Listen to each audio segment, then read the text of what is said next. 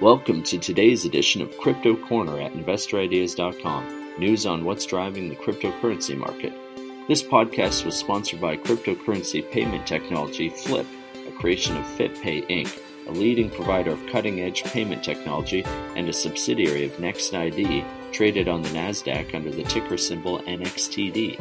NextID is a provider of healthcare devices as well as payment credential management and authentication platform services. Learn more about how to order Flip at fliptopay.com. And Crypto Corner is also sponsored by Genesis Blockchain Technologies, or GBT. GBT is a powerful cryptocurrency centralized-decentralized exchange, which will include a broad range of services and benefits from cryptocurrency and blockchain markets development, while avoiding complications and risks arising from cryptocurrency ownership, transfer, and exchange. You can download the Genesis Exchange and Wallet app at Google Play and on the Apple App Store. Learn more at www.mygenesis.io. According to data from CoinMarketCap, total market capitalization is sitting at $120 billion US at the time of recording. Once again, most of the top 100 coins listed by market cap are in the red, with Bitcoin trading at $3,700, just about its lowest in a bit over a year. Maddie Greenspan, senior market analyst at eToro, speculates that institutional investors may be buying while crypto prices are low. Quote, "There's been a lot of chatter lately about how institutional investors may be using this dip in crypto prices as an opportunity to buy in cheap. Of course, it would be very difficult to prove, but this theory really rings true for me. If Bitcoin was worth $20,000 in December, how are so many analysts bearish at $3,700? Especially as there have been no fundamental changes to the landscape in that time. The question then comes, if large players are accumulating, why are prices dropping? For experts in the market, it's actually much easier than it might seem to be on the buy side without affecting prices.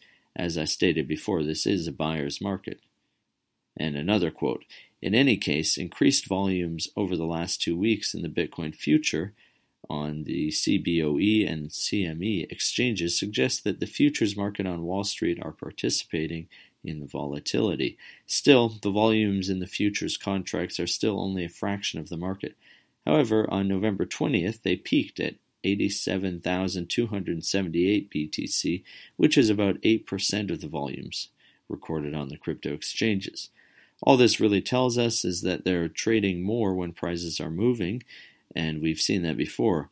Whether they're secretly accumulating through OTC deals and using the futures to hedge remains to be seen." End quote.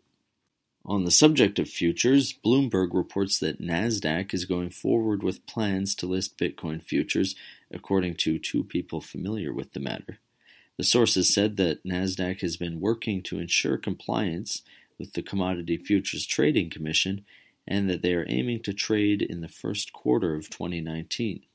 And crypto exchange giant Binance has announced a renaming of its Tether market to a combined stablecoin market. This will allow Binance to list more stablecoin trading pairs, which it will announce at a later date. That does it for today's Crypto Corner. If you would like to be a guest or sponsor for this podcast, contact InvestorIdeas.com. Investor Ideas reminds all listeners to read our disclaimers and disclosures on the InvestorIdeas.com website. And this podcast is not an endorsement to buy products, services, or securities. Investors are reminded all investment involves risk and possible loss of investment. To hear more InvestorIdeas.com podcasts, please visit InvestorIdeas.com/audio. And a reminder, you can also hear our podcasts on Spotify, iTunes, TuneIn, Stitcher, Spreaker.com, iHeartRadio.com, and Google Play Music. For disclosure purposes, NextID is a PR news and social media featured company on InvestorIdeas.com.